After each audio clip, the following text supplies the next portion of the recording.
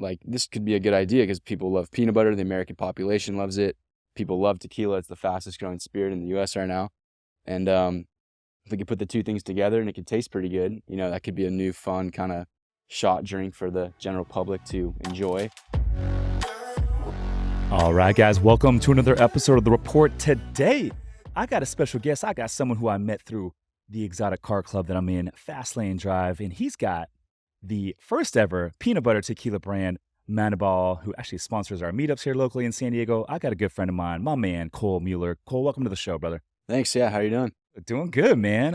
Excited to connect and talk shop, man. I met you through Fast Lane Drive, which was cool. And it turns out like we're neighbors. We both live in Simone together. Yeah. You got this badass tequila brand that you brought out. And we've been hanging out a little bit lately. And this weekend we're going to go out in the water and do a little side tie for Chasen's birthday. So excited for that, man. Yeah. I can't wait for that. Yeah. Thanks for having me here. Yeah, dude. Excited for it. So dude, freaking first and foremost, like I wanna learn, how did you start this freaking this tequila brand? Like the peanut butter and the tequila. I'm a big peanut butter fan myself.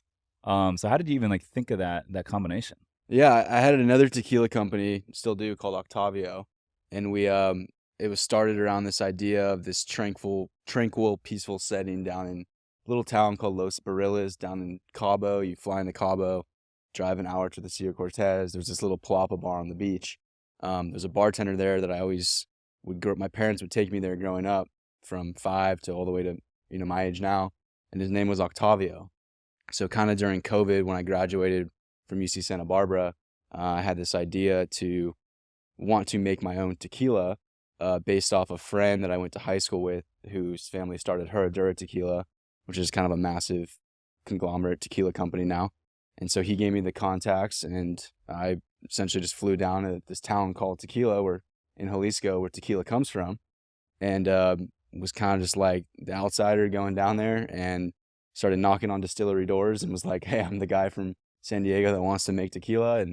And they're like, okay. And that's kind of how the process started. And through many kind of trials and cultivations of, sampling products and swishing it around in like literally like Arrowhead or plastic water bottles, kind of made my own formula, would ship it back to the States. And during COVID, just, nothing was going on. And we're all just drinking the tequila and like having a good time and just hanging out with friends and family. And then stemming from that, the distiller was like, you need to put a brand on this. It's not necessarily legal for me just to send you all this product back over the border.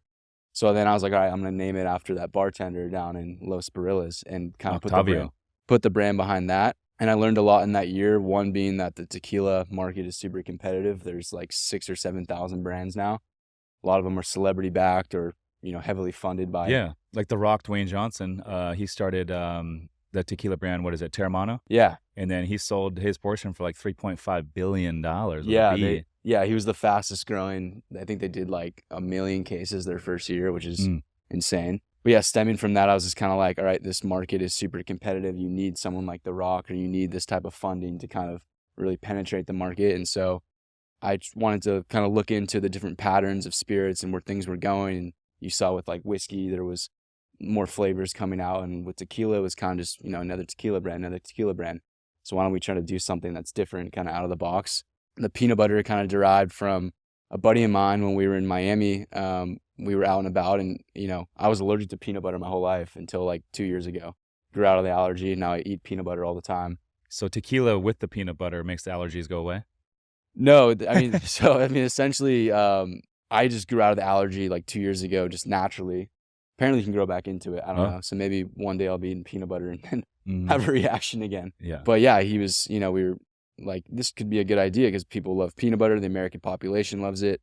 People love tequila. It's the fastest growing spirit in the U.S. right now. And if we could put the two things together and it could taste pretty good, that could be a new fun kind of shot drink for the general public to enjoy, kind of along the lines of like a Fireball or, something like that. So that's kind of how that started. And then, I got back from my trip and literally spent like 3 months with a flavor house, just like, it's like a chemistry lab. You're just in there and you're doing different things, different formulas. These are all PhD students from France that are super well educated, and they make candy bars, protein shakes, beers, all kinds of stuff, and super talented people. And we finally got a recipe where I was like, wow, this tastes really good, and it's sweet and goes down easy. I've heard that like tequila and gin are the two cleanest alcohols out there. Like you got wine, beer, IPAs, gin, tequila, whiskey, all this stuff. But I heard that tequila and gin are the two cleanest in terms of like the easiest for your metabolism to like metabolize. Is that true? Yeah, so tequila is actually the only upper spirit you can drink, so it's not like a downer. I mean, Okay. 100% agave, I mean, it's the lowest caloric spirit. I mean, it usually ranges from like 60 to 70 calories For what? For a shot? for a shot. Yeah, Okay. 1.5 ounces is like the I didn't go. realize it was that much for a shot. Yeah, it's like 70 calories. Okay, yeah, interesting. but like a shot of vodka or whiskey, you're talking 90, 100 plus. So, Okay. and it's fermented from a fruit. It's from an agave, which vodka, it's like potato, or whiskey is like rye. So it's just you're getting vitamin C. It's a healthier product. I think stemming why this whole health movement, especially in this bubble of SoCal, people that's Yeah. why they choose tequila. Because it's the It's cleanest. their cleanest. It goes down easy. It might not give you the worst hangover.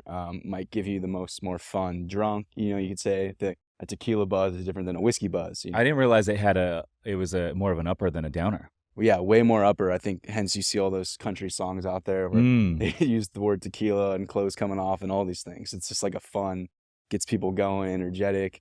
And I think with that whole, being close to Mexico, people want to have a taste of that authenticity of, Mexico and that heritage and incorporate it into the life here. Now you see it spreading across the US, which is really Yeah. cool. What is the history of tequila? Like how far back are we talking? I mean, are we talking like thousands of years or has it only been around for a few hundred years? That I know it goes back to about the 1600s. Okay. There's a lot of stories and different variations of how tequila got to the US. It was probably in the time of Prohibition, so like 1910, 1920. The so-called story of the margarita, how that came to the US was there was a guy of the last name Underwood that was living in LA back in 1910. And they had this thing called tequila. No one really knew what it was. It was obviously people would go down to Mexico to drink it. He wanted to bring it to the US. And so LA, I think he brought his first shipment of tequila to LA, wanted to disperse it into restaurants, wasn't really doing well. No one knew what it was. It wasn't a big thing. What happened though, or a way to get the product kind of moving, was he went to this one restaurant and he was really interested in this girl. Her name was Margaret. So he essentially pitched to the bartender, the restaurant owner, I have this new cocktail idea. It's called a margarita. He named it after the girl he had a crush on named Margaret. And that's the so-called way that the margarita was invented in the US, was after that kind of little story. Damn, that's crazy. I had no idea. I like a good spicy margarita too. Yeah. Yeah. So I'm curious, what goes into basically building tequila, or making tequila? How do you make it from scratch? Yeah, so mani means peanut in Spanish. So, peanut ball, Maniball, that's kind of the name derived from it. What I do with it is we take our additive-free Reposado tequila that we distill at our distillery in Jalisco. I send it up on big trucks, 250-gallon totes from there across the border, and then I actually co-pack that product here in San Diego. And the process kind of looks like, you have your base, which is the tequila, and then we have a couple other ingredients. We have natural peanut butter flavoring, a couple other ingredients. It's all, distilled in like kind of one of those beer tower looking things. And, they bottle it there. They swish it around for multiple days and then, make sure the pH level, the balancing is all right. Cause sometimes the peanut butter can, fall through and once that's good to go, they bottle it. And then, we disperse it out to our distributors who then, send it to the retailers. So when I go to the store and I see like different tequila brands, you mentioned like Reposado, the colors of the tequila are different if you go Yeah. to like a liquor store and you look at all the tequila brands next to each other. What gives the tequila the color versus more the clear color? Yeah, so you have your blancos, which are aged anywhere from not aged at all to 6 months, and then you have which is your clear kind of tequila, and then your aged ones, which are like your reposados, which are aged 6 months to a year.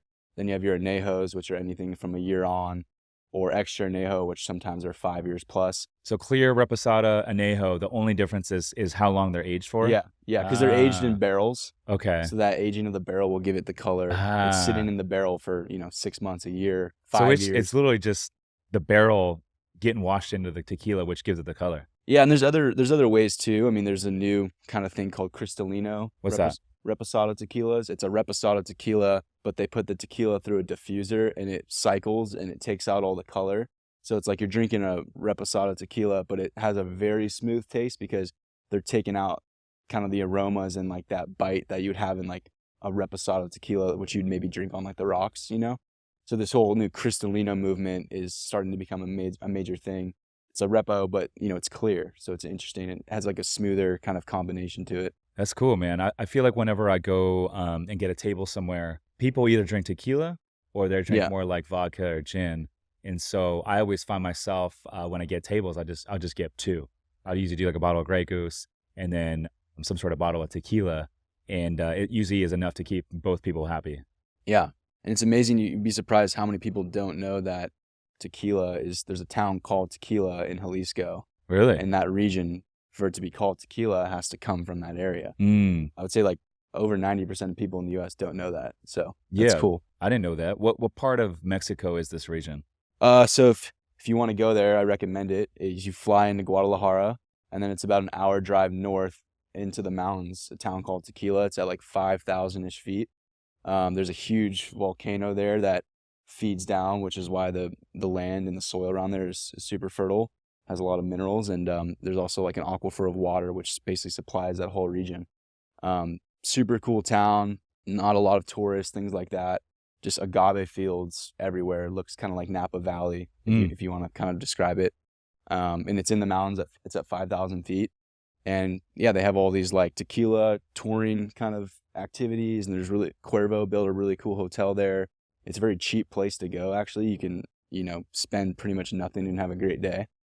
So I highly recommend it from that standpoint. I'm a big fan of Latin America and just generally speaking, like Mexico, Central America, and even South America. Just love traveling to these like Spanish speaking countries, and just the vibe is good. And I feel like every time I go, it's a new adventure. The culture is good. People are always so friendly. Even I go to some of these areas where people are like, oh, like, stay out of there. They're not safe. They're dangerous.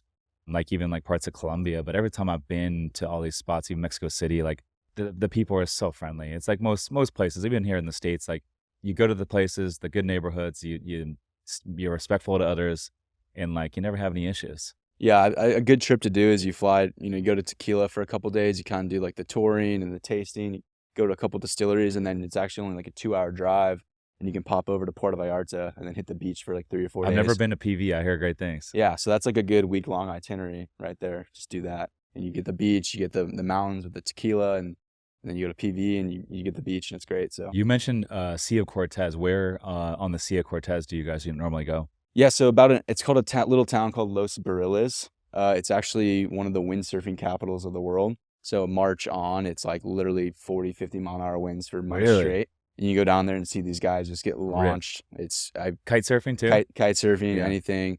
It's great for fishing when the season's right. I was actually down there for a bachelor party about a month ago. We caught tons of marlin, tuna. Great place. What I like about it compared to Cabo is that it's still kind of untapped. There's not a lot of rules down there. You can drive Razors, ATVs down the beach. You can kind of do whatever you want. You feel like you're actually in Mexico, and it's everyone down there. It's a peaceful, tranquil place, just little palapa bars up and down the beach, cute little town, authentic restaurants. I think the Razors are super fun just to ride around town. And it's about, you fly into the airport in Cabo, then it's about only an hour drive there.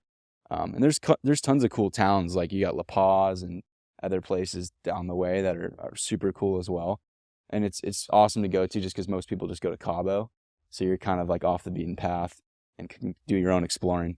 Yeah, I feel like there's so many cool cities that are like just rad in their own unique way down in Mexico. Like I've been to like Oaxaca and some of these random spots where you basically have to go through like Tijuana airport to like fly down there. Yeah. But one of the spots that is actually not that far from San Diego that I don't hear a ton of people talk about is the new wine country down there, Valle de Guadalupe, which is just, about 15-minute drive inland from Ensenada. And I think they got over 100 really nice wineries out there, good vibes. And, the people down there that I've met are all super cool, but it's a 2-hour drive from San Diego. And actually, I put out a little piece of content on it. I had Lauren Fisher here, and we were just both kind of rapping on like our favorite spots in Valle de Guadalupe and why we kind of like that area, and put it out on Instagram. Actually did really well, but it's a hidden gem that no one talks about. Yeah, I actually went there in January. Did you? Yeah, went down there. It's and perfectly a little weekend trip. Yeah, there's a restaurant called Cuatro Cuatro right on the cliff. One of my favorites. We went horseback riding, which was insane because there was like this. It was like if you describe going like whitewater rafting. They Yeah. cat 1 to 5. This was like cat 5 horseback riding. Really? We were going up and down like cliffs, Damn. which I hadn't ridden a horse in like 10 years. And my horse didn't like me. Oh my gosh. We got to the beach and then I was like, all right, let's just take a car back. It was fun, but it was like crazy horseback riding. Yeah. But the restaurant's great. Quattro. Yeah, right on a freaking cliff, and like the view, the scenery there is amazing. But that's just like 1 out of 100 down there.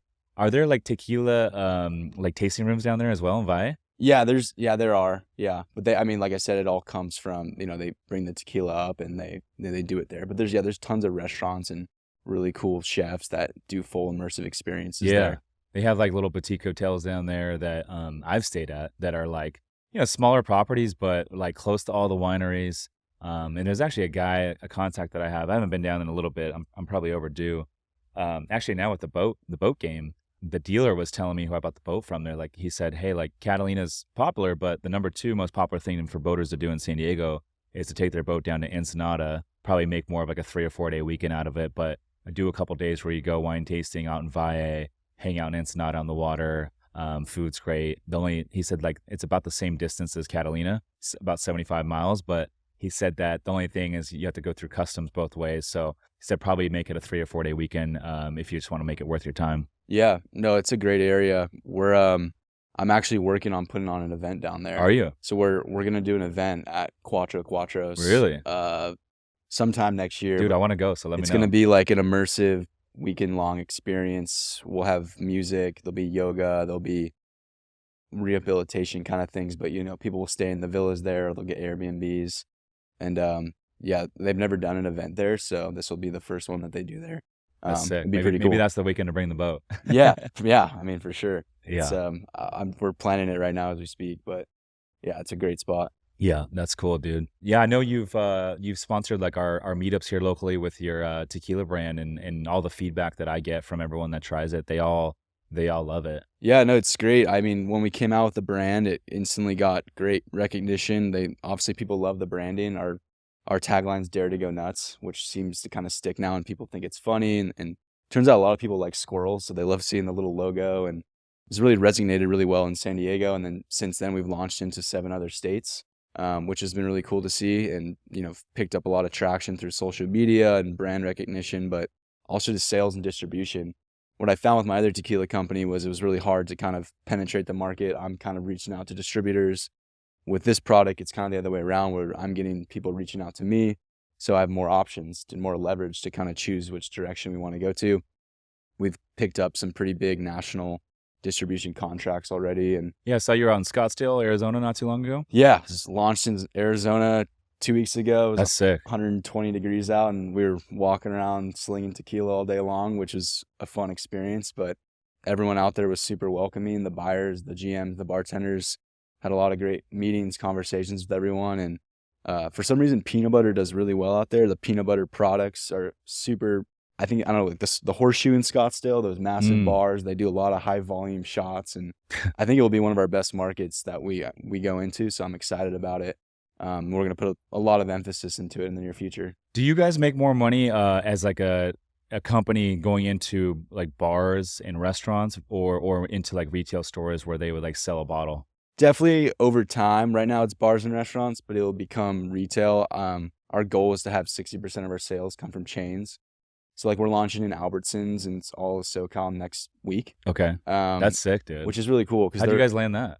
So with chains, it's tough. I mean, what a lot of brands do is you hire a broker that has like the relationships with the chain, with the buyer, and they do a lot of the emailing, calls, reaching out to people.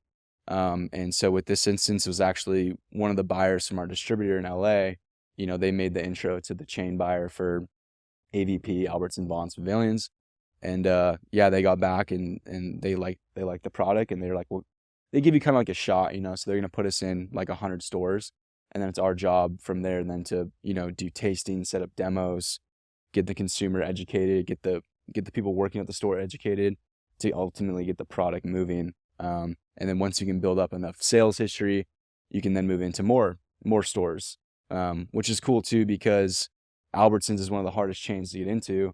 So now we can leverage getting into like Bevmo and we're in some Total Wines, but like, at Trader Joe's or Whole Yeah, Foods, it's the social capital. Once you get in with one bigger yeah, it's name a snowball and you just effect, leverage it. and it's all relationships. So if I can tell Bevmo I'm in AVP, oh, it's easier now. They're gonna listen to my pitch at least, to get my foot in the door.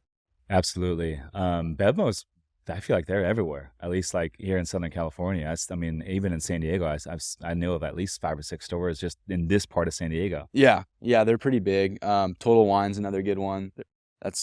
They're kind of up and coming, and I think there's 4 stores in San Diego.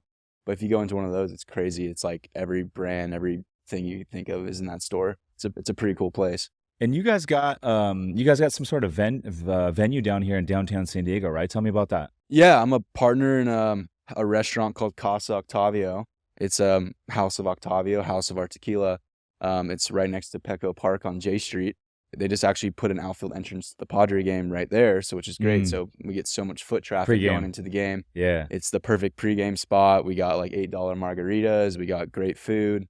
Dude, I'm gonna have to start pre-gaming there because I got season tickets to the Pods, and I'm always like usually grab like a drink before I go in. I'm usually the type of guy that would go in a little bit late, maybe like around 3rd, 4th inning. And these games start early now, 6:40, which I'm not a huge fan of. They used to start at 7:10, and then when they made the rule change with the pitch clock, these games now are not 3.5 hours; they're like 2.5 hours. So me showing up like 3rd inning is now like sometimes 6th, 7th inning. I'm like, dude, I'm not a big fan of the shortened game. Yeah, no, it's from being a baseball player myself. Yeah, I was at a game the other week, and I think it was like a 2-hour and 3-minute game or something. It was like before I blinked, the game was already over, which is cool because they always had a problem with the slowness of the game. But I think I would like it to be at least 3 hours if you're going. You know what I mean? Or if it's the shorter games now, like then go back to the 7:10 start. Yeah. Yeah, I remember the 7:10s, and I was younger, and I remember get home at like midnight, but I liked it because I liked going to the Padre games, and yeah, it was fun. The one good thing about it though is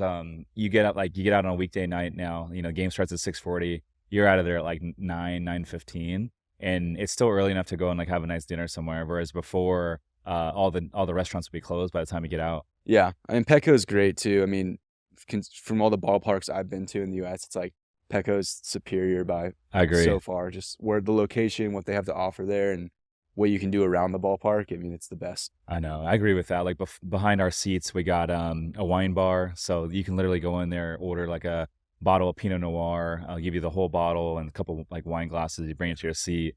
That's pretty unique, and it's probably the only ballpark I know of in the country that has like a sushi bar and like Italian spot, like all these like really really cool like unique restaurants. What is it? Cardiff Crack has like a Seaside Market. Seaside Market. Yeah, it's cool. They bring in all the local brands because I mean, you go to like Dodger Stadium, it's like you get Dodger dogs and you get a Coors Light. There's no like authenticity to like the beers or the food that they have inside the ballpark, which is cool. I think Petco is great because it's like San Diego all in one around the ballpark. Yeah, yeah, it is pretty cool and unique. So speaking of baseball, you used to play baseball as a kid growing up. Yeah, that was. Tell me about that. That was kind of my thing from T-ball all the way to college. Was a baseball player every summer when he played in some league in Canada or the Pacific Northwest or the East Coast, and that was basically my life from 5 years old till 22ish. And you played at college level too, right? Yeah, I played at University California Santa Barbara. That's sick. UCSB. Yeah, great program. Is that D1 baseball? D1, yeah. Sick, dude. They went to the Omaha College World Series. When you were in the squad? The year before. Yeah. But what position did you play? I was I went in as a shortstop, but was kind of too slow, I guess, to play shortstop there. So then I kind of moved over to third, first, and catcher. So I played corner and catcher. Okay. Yeah. Do most catchers play like third or first? Because I don't know. Man. Yeah, it's kind of like a trend because you're only gonna catch for you're not gonna catch every game squatting for 9 innings. Terrible on the knees. You get tired. It takes away from your hitting. So you might go play first. You might go play third on like an off day to kind of take a break from catching, or vice versa. But I like the corner spots. They it was like, you're super interactive with the ball, so you're always in the play, it seems like. And it's the hot corners, so you're getting roped ground balls right to you. Catcher's got to be tough though, because like you got to understand every single position on the field. Yeah, and you're kind of the quarterback of the team or the play. You're calling the pitches, you're catching it, you're involved in literally every play. sometimes that's why maybe I preferred first base because it was a little more chill.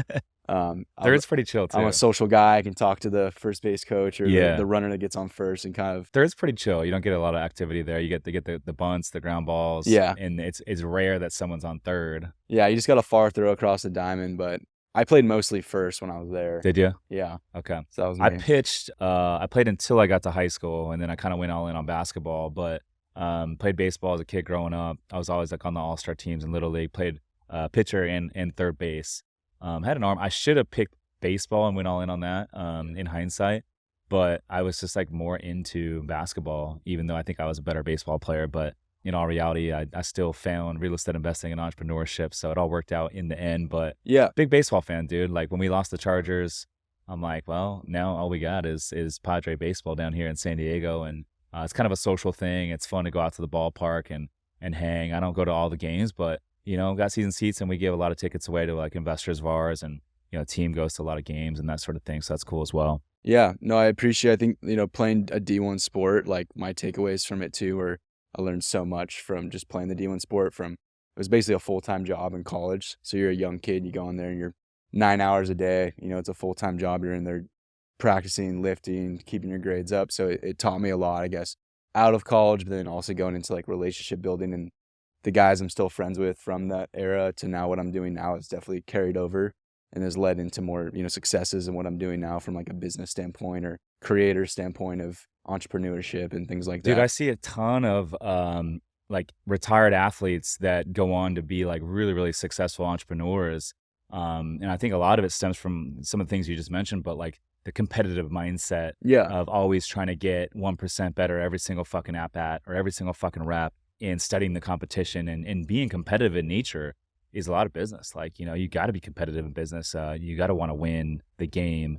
And it all stems from putting in the reps and putting in the hard work and the practice, which is cool. So I see a lot of those folks. Ryan Pineda is one of them, right? Yeah. He's baseball background and killing the business space. So yeah, definitely carries over for sure. And a ton of my old teammates a lot of them are doing cool things. Love that. And you do real estate investing as well. Yeah. Tell me about what you guys are doing in the real estate space. Yeah. So real estate, we're the RMCI Group. We're a high-end spec home development firm. So we do high-end flips all over California, mainly in coastal markets, or in like places like Napa Valley. So like right now we're doing projects in Del Mar, Ocean View. We do Solana Beach, La Jolla, Encinitas, and then we have a lot of projects up in Napa Valley. And we're actually starting one in Malibu here pretty soon. But with that, essentially, we look for pieces of land, usually through network or relationships with brokers, looking for stuff off market usually. And if you can find a good piece of land or a house that you could tear down and build something from scratch, brand new, in markets where there's a buyer pool of wealthy people that are looking for that house, there's a lot of profit on the table to kind of execute that deal. What's the definition of a spec home for those listening? Yeah, so a spec home is essentially a home that is fully done, everything from, at least in our case, we have the forks and the knives in the house ready to go, turnkey, where Damn, a buyer even the kitchenware's there. Yeah, I mean, when you get into these higher end markets of buyers buying Yeah. 10, 20, $30 million homes, they want it easy. They want to literally walk in and they can just put their clothes in the closet and move in. Literally. It can actually get even more in depth than that. But yeah, spec home is just essentially it's a home that's built to spec. So we build it the way we want to do it, and it's fully done, fully furnished, and we build it to the way that we think the right buyer is going to want it to. So here in San Diego, definitely, at least where we build that modern contemporary kind of look, big La Cantina storefront windows, things like that. That's definitely the style right now, especially oceanfront places like Del Mar, La Jolla, Encinitas. It's also like the cheaper way to build, which is if you're building the spec home, you're trying to find that right median between, expensive but not super expensive, because that then leaves profit off the table for you if you're doing too many high-end finishes versus, building something on the cheaper side, but then you're not going to get that buyer to pay the top dollar because you didn't kind of go the extra mile on that furniture or that finish in the cabinetry, or you know what I mean? So I do. yeah, we look for, we look for things. Our kind of rule of thumb is like a 3x multiplier. So, if I can get a piece of land, let's say for $2 million, we need to sell the end product, the finished home, for at least $6 million or more for it to be kind of worth it for us. And then you can kind of pencil in the numbers of, all right, well, it's going to cost us X per square foot to build this home. Usually for us, it's like in the 700 to 800 a foot range. So that's how you get your construction cost. Then you add the land cost on, and then whatever you sell the home for, minus your broker fees and all that, that's your profit. And we usually try to work off a 20% profit for it to be worth it for us, because you're going to spend a year and a half of your time doing this thing. So that's kind of rule of thumb. How long does it typically take from when you guys buy the land to where you're like, you have the permits and you're shovel ready? So lately we've been a different model. We've been looking for RTI, or shovel ready, which means the permits are fully approved. Okay, got it. Entitlements. So in Napa, it's interesting. Napa has this interesting new rule now where they don't have a planning commission. So you can get permits and plans drawn in 3 months. And if you can find a nice acre or more piece of land in Napa, vineyard views, mountains, there's a huge buyer pool up there from tech CEOs in the Silicon Valley and, kind of all over that area. They want their weekend home up in Napa. There's not a lot of product right now or inventory on the market. So our goal is to essentially find these niche areas, build a really cool home that we know they're going to like.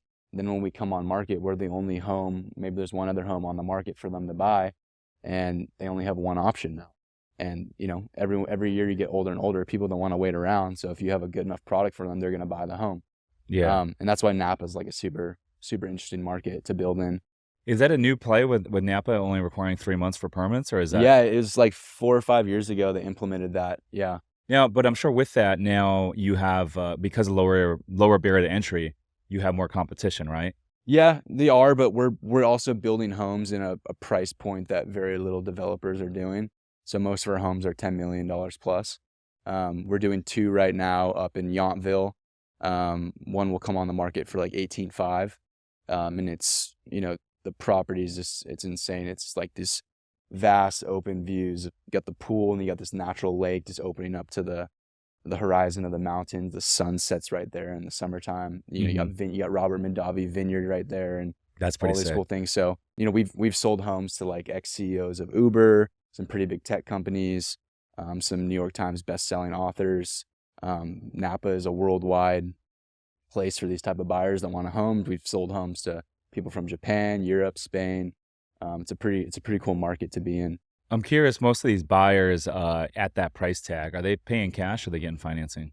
It's a mixture of both, but I think still people will get financing just because it can be the way to go, to leverage your money for other things. But yeah, there's definitely cash buyers. We sold a home in San Diego to this guy, he does the graphics for Amazon. So his company got the contract whenever Amazon kind of came to be its thing.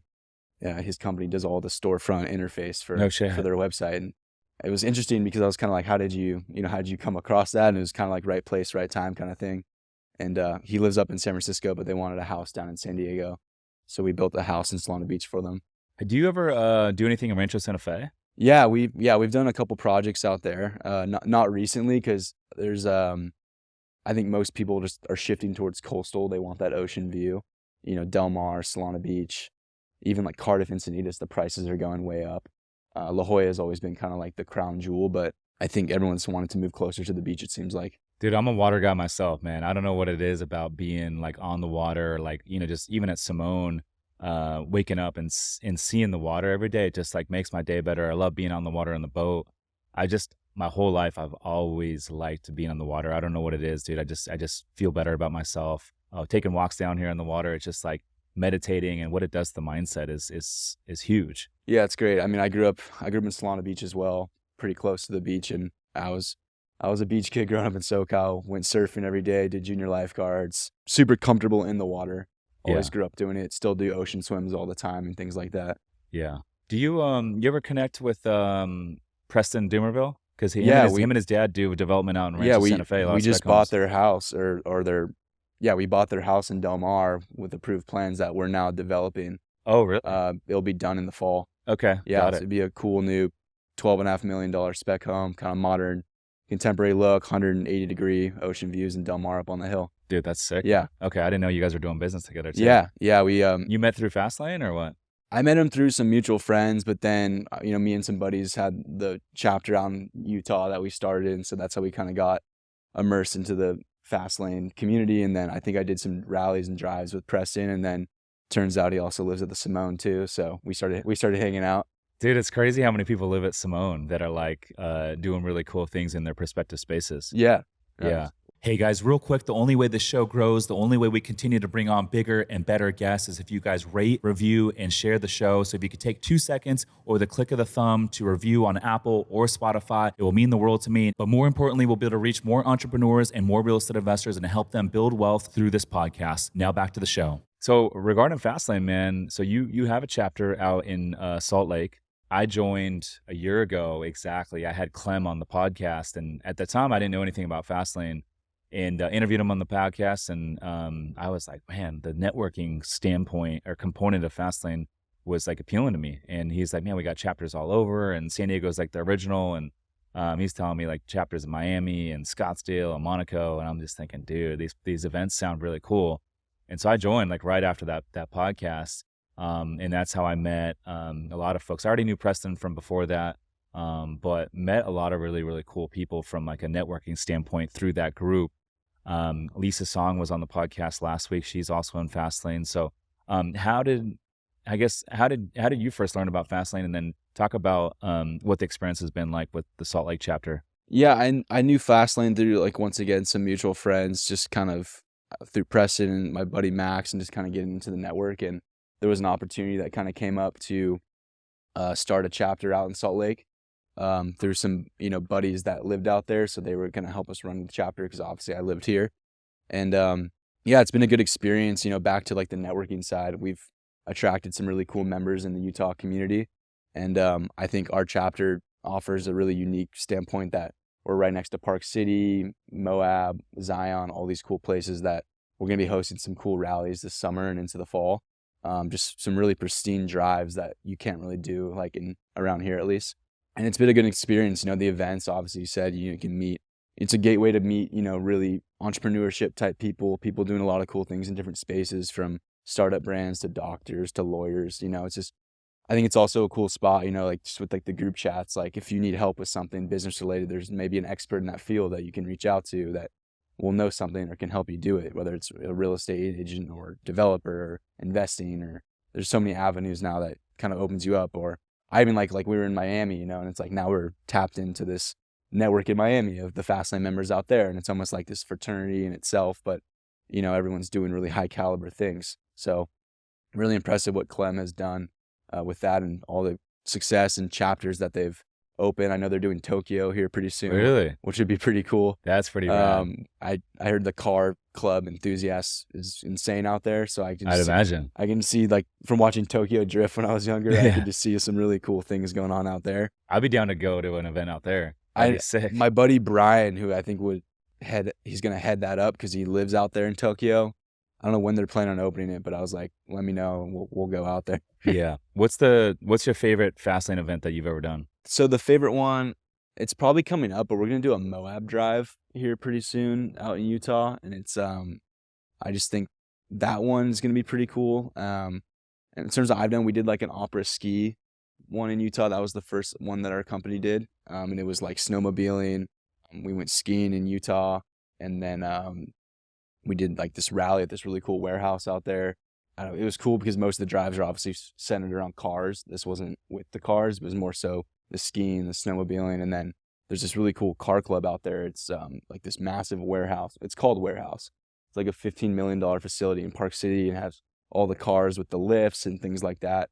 We threw a really cool party out there for that event, and some pretty insane cars were in this warehouse that they pay like a monthly fee to keep it there or something like that. Interesting, dude. I've been to a handful of events. I like the multi-chapter events because it's like people flying from all these different chapters throughout the country, and they're typically a little bit bigger events.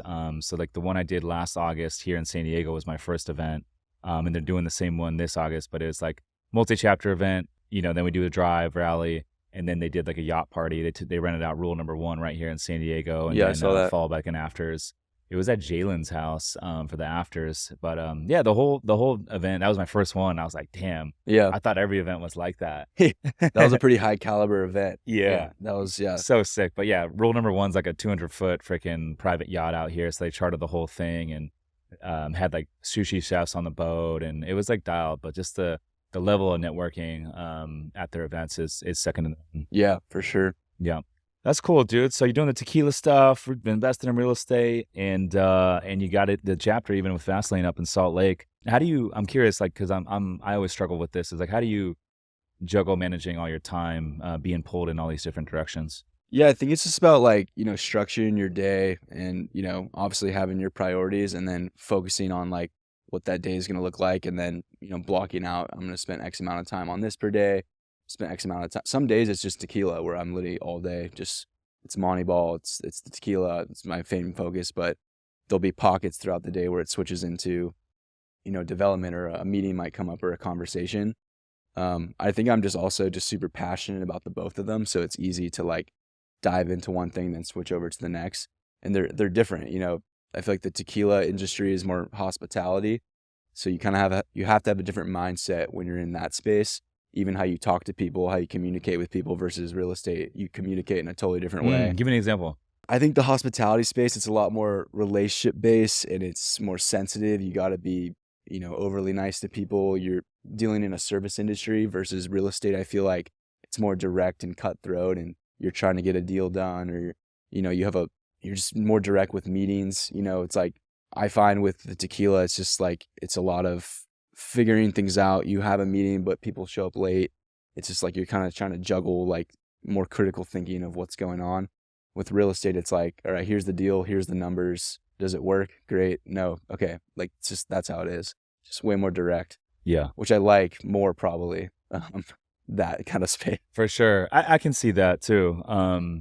I feel like the real estate investing space is all about knowing the right people. And there's a lot of different arms within real estate. Like for us, it's like, okay, we have our investor community, we have our mastermind members, and we have all the lenders we work with, all the brokers that transact these deals. So it's a lot of networking. And I think what is really important that I don't hear a lot of people talk about is like being able to, I mean, you just alluded to this, is like being able to adapt to different personalities that you will meet, regardless of the space that you're in or the city that you're sitting in or the deal that you're negotiating. Everyone has a different personality, and so being able to it could be a team member too.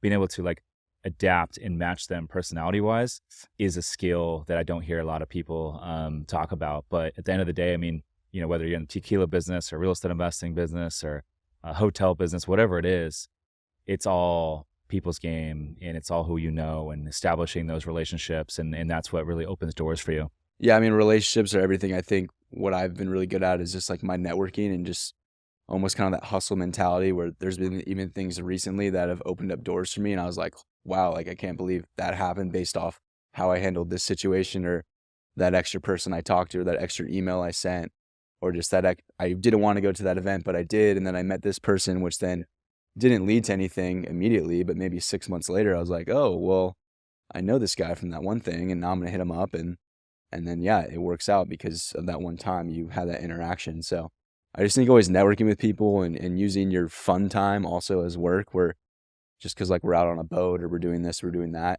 it's still like meaningful conversations and you're networking with the right people and having the right conversations to set yourself up for success when you might need that down the road. It very rarely just happens like the next day, but 6 months, a year later, you can pull that out of your pocket and be like, oh, I'm so happy I did that. Dude, you never know, man. And like a lot of it's just being friendly and nice to people. It's free to be nice. It's free to like have a positive mindset. And I never burn bridges with anyone. I mean, even like ex-girlfriends and stuff, I'm like, look, like, because you never know where your lives are going to cross paths down the road. And, even like in the business world, it's like, if we don't transact, I'm like, hey, dude, like if it's a fit and you want to participate, great. But if not, no worries. Like maybe we can do something down the road. And often, a lot of times, like a year or 2 years down the road, like we end up doing something together. So you just never know. I mean, I've had ex-girlfriends from 15 years ago. It's like, their parents end up investing in one of my deals. And so you just never know. And I think if you approach life by like just pouring into relationships and just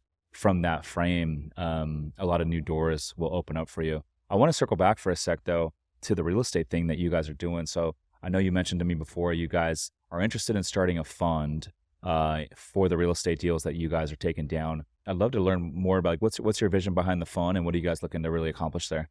Yeah, so I want I think we have dialed in like what it's going to look like, but I think 2 parts of the fund we want to do like syndicates where it might be like deal to deal. And that might be for our heavier deals where we're needing $4, $5, $6 million invested into the deal. And then I just want like an overall fund where someone could put in a small amount of money, or honestly whatever type of amount of money they want, and then we can just build up a accumulation, from that standpoint to raise whatever amounts we need to then offset that into like 10 or 12 deals. So that's what we've been doing right now. And then I've also just been looking into other lending opportunities. I found this company in Ireland that will do, 95% loan to cost loans for us. So that's usually we do like 75, 25. You said 95 loan to cost? Yeah. Damn. Yeah. I've been working with this guy he actually found us the Malibu deal we're doing, and he's been out hammering it for us. And he just presented this to us, and we had a phone call with them, and so far it's kind of checked out. And so if we could do stuff like that, and we're only needing 5% in equity now to fund every deal, that could be a game changer. Yeah. Usually we're like 75, 25. For a listener out there, like loan to cost is basically like when Cole says 95% loan to cost, that means they're going to finance 95% of the acquisition, the purchase price, and 95% of all the construction that goes into these deals. So just for simple math, if you're buying like a $8 million deal, and then you're putting in $2 million into, like you guys are doing land deals mostly, and then building out. So let's just say, for simple math, you're paying $2 million for land. You're going to do $3 million in the construction. The total there is $5 million. So you would get a loan on 95% of that $5 million, which is high leverage. A lot of lenders out there, bridge lenders, that sort of thing, construction lenders, they're going to do closer to that 65, maybe 70%. So 95% is huge. Yeah, 95 is insane, and at a good interest rate too. Right now, like we said, we're doing 75, 25 for like 12 or 13% with maybe a point or point and a half on top. So that would be massive. I'm hoping the interest rates obviously go down here. So yeah, we'll see. Which would be great. There's a lot of talk with the Fed, man. They came out recently and said 8 consecutive rate cuts they're talking about starting in September. I personally, I'd be shocked if that really happens, but we'll see. I mean, we've been in a high rate environment for like 30 months now, and to me, it's impressive, and it's a testament to how strong the real estate market really is from a supply demand fundamental standpoint. Like the rates have essentially more than doubled over the last 2.5 years, and most real estate markets around the country are like, yeah, there's some discounts out there, but it's held up pretty strong in terms of pricing. And I think it's really a testament to the shortage of supply that we have out there. We had COVID during 2020. A lot of builders kind of took a pause from building, and then now with the high rate environment and the higher cost to build, especially the more economical price points, a lot of builders are pulling back. So I think all of that pent up demand, and then on the demand side, you got these baby boomers that are living longer. They're not selling their homes like they once were, and then you got the millennials that are like buying their first houses for the first time. They're starting families for the first time, and they get the Gen Zs behind the millennials that are even bigger demographic. They're moving out of their parents' house right now. They're renting apartments and all that sort of thing. And so I think that's why even in the high rate environment, you're not seeing a lot of discounts out there in the marketplace, which is why I believe when the rates go back down, we're going to see a lot of money re-enter the marketplace. Also, keep in mind, the Federal Reserve printed 80% of the money supply in the last 4 years. A lot of that money is on the sidelines right now because of the rate environment. But I believe, and I'm speculating, I'm always willing to be wrong here, is when the rates go back down, we're going to see asset prices go up. We're going to see rent growth go up. We're going to see ADRs like in the hospitality side go up, and we're going to see a lot of growth again. So we'll see. Yeah. No, it's awesome. I love to say too, it's like during COVID too, the spec home game, at least in the high-end spec home was great because you actually had, all these people living from home now and working from home. Yes. So yeah, the spec home high-end market during COVID was doing really well, and houses were flying off the shelves. Now I like building in the high-end spec home market's cool because I think you alluded to on another podcast, but these buyers, they come in, and if you have the product, they have the money, they just go for it. You know what I mean? And so it's an easier sell. And if you're one of the only homes in that area, they don't want to go build their own house. It's good. It's good enough. Yeah. And they buy it. No, absolutely. Yeah.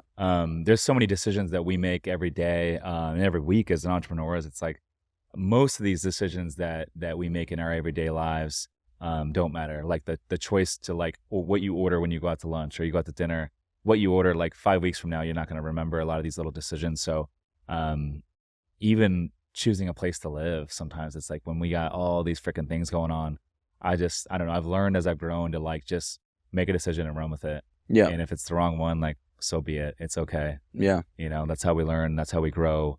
And I tell the team all the time, I'm like, guys, like, let's just make a decision and go with it. If it's the wrong decision, we'll pivot and we'll get better from it. And Yeah. that's it, So cool, dude. Freaking all this stuff going on, man. What are you most excited for as we look out to the remainder of 2024? Is it really building out the tequila brand? Is it real estate investing? Like what's that one thing for you if you only did this one thing the rest of the year and nothing else mattered? What would be that one thing for you? Yeah, I think business-wise, it's definitely the tequila company. I see in the next 6 months the company really getting to a point where, it has a lot of legs behind it, and I can see it, really turning. I had a call earlier today with a pretty big company that, they're looking to kind of bring us on, and, we're starting to have those preliminary conversations with these kinds of companies, which is exciting to see your kind of creation turn into an actual brand. And, hopefully down the road, having talks of like acquisitions and mergers and partnerships, just to be able to create a brand that, people are really resonating with. We're going to start seeing it in places like Albertsons. I go to events all the time and see random people wearing a Maniball hat or talking about it. And it's just kind of cool to sit back on the back burner and just be like, oh, that's so cool that like that random person who I don't know is like wearing my hat or something like that. So I think getting up every day and critically thinking how to keep driving the company forward. And there's always something new, exciting, or milestone happening all the time. That's kind of, I think, why I do it and why the entrepreneurship route is the best and most exciting, because there's not one direct path to doing it. It's like there's 1,000 paths, and you got to figure out each day what's the best path. And having your own kind of creation, your own baby, doing that thing every day, it's like, it's very rewarding. Yeah. And I think that's why I love entrepreneurship. Yeah. From like a physical standpoint, or just kind of like my daily life, stemming from baseball, I always feel like I needed something to do from like a competition standpoint, or just to kind of keep the engine running. My dad was a professional triathlete when I was younger, and he's always this very competitive guy. So I always grew up around him, riding, running, swimming. He did like the Kona Ironman a bunch of times. So when I got done with baseball, I was kind of like, I need a new sport, to kind of get into. And I started to pick up triathlon and things like that, but have kind of now found my niche, I think, which is in running. Really? Especially long distance running. Okay. So I did 5 marathons last year. Yeah. And then I did this like commercial shoot a couple months ago, and met this guy, and he's like, hey, we're running 100 miles from, San Diego to LA on September 7th.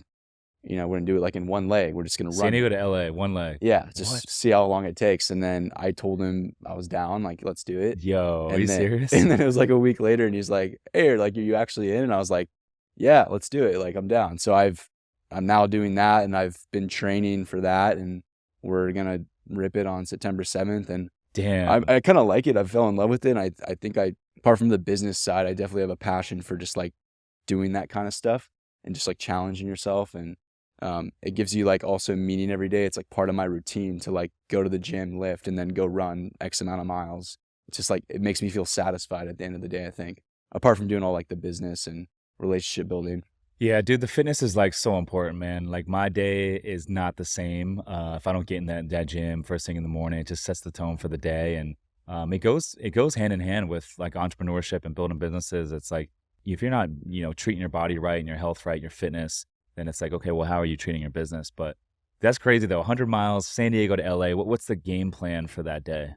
So yeah, the game plan is to start around 9 or 10 in the morning and finish by 5 p.m. the next day. The next day. So the goal without stopping. The goal is 24 to 30 hours. Without stopping. I mean, you'll stop to go to the bathroom, eat some food, versus like doing a marathon where you're running 26 miles at a much faster pace. You're eating like gels, electrolytes. To run 100 miles, you need to actually consume like actual food.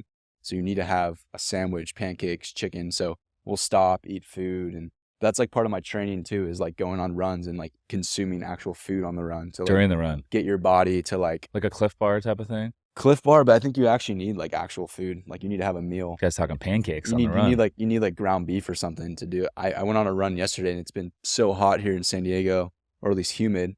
I was like 7 or 8 miles in. I'm like, I need to stop at a gas station, get a Gatorade. Like I'm dying. Yeah. Chug the Gatorade, and then like keep chugging along. And are you into hiking too? Yeah, I love hiking. I've done, like Mount Whitney a couple of times, and one of my goals is to do Everest and some pretty big high peaks in the next 5 years. Dude, Everest would be sick. Yeah, it's on the. I've mapped it all out for like budgeting purposes. It's like pretty expensive to do safely.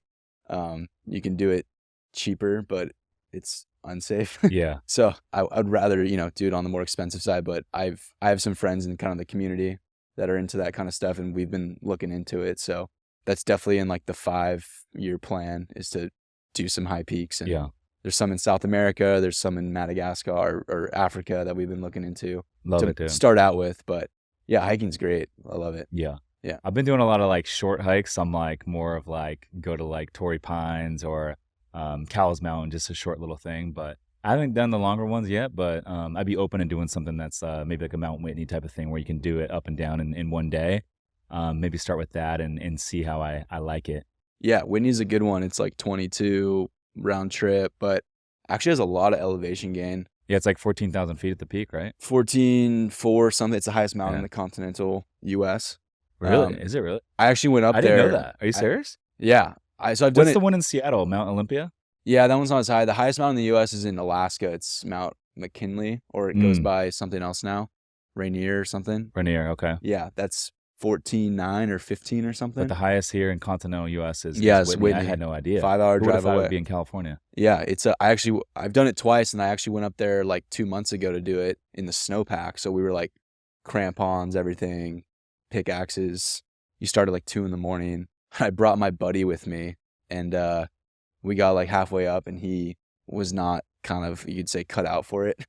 We got to a point where I was like, hey, I think we need to turn around. I don't want to be carrying you on my back, Damn. if we go any higher. And He was just struggling, not ready for yeah, it. the altitude. I mean, we went up that night. Most people go up and like acclimate and kind of hang out for a couple days, maybe go to Mammoth or something.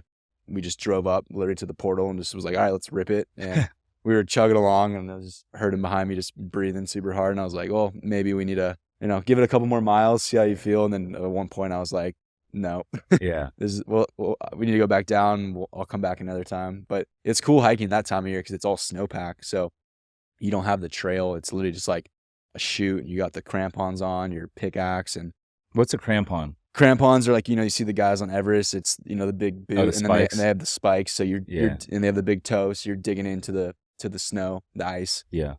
So with Whitney, at the bottom, you don't have the ice, right? So as you get to the top, you're swapping out shoes. Yeah. So like the season, you can hike Whitney any time of year, but let's say you're starting May, the snow kind of stays on the mountain until probably right around now. So it's trail until you get like halfway up. And then, halfway up to the top, there's a snowpack, and you might start off with like micro spikes, which are even smaller ones. But then once you get to the switchbacks where they usually are before the traverse to Whitney, there's a chute you'd go up, and that's where you put the crampons on. But August on, the snow's usually melted unless it's like a pretty crazy snow year. And then that's just trail, and it's pretty easy to get it to just hike your way to the top. Love it. Yeah. Well, dude, I appreciate you coming on the pod, man, and enjoyed talking shop with you. I'm inspired by everything you're doing, and keep crushing it, bro. I'm excited to kind of watch your journey progress, and I'm excited to see all the growth, dude. Where can the folks get in touch with you or learn more about your tequila brand? Yeah, you can follow us on our Instagram, Maniball Tequila, or maniballtequila.com. Our website's there. Check out our Instagram. We got a lot of cool content on there, a lot of cool videos, a lot of interactive things. And then for the real estate, RMCIGroup.com. We have all of our info on there with our, our developments, projects, and then we also have an Instagram, which is just at RMCI Group. So yeah, those 2 spots. There it is. And excited to get out on the water with you this weekend. Going to be super fun. We got some sunshine out here in San Diego. Always crushing it. He's Cole Mueller. I'm Rich Summers. Listeners, thanks for tuning in. We'll see you on the next one. Peace.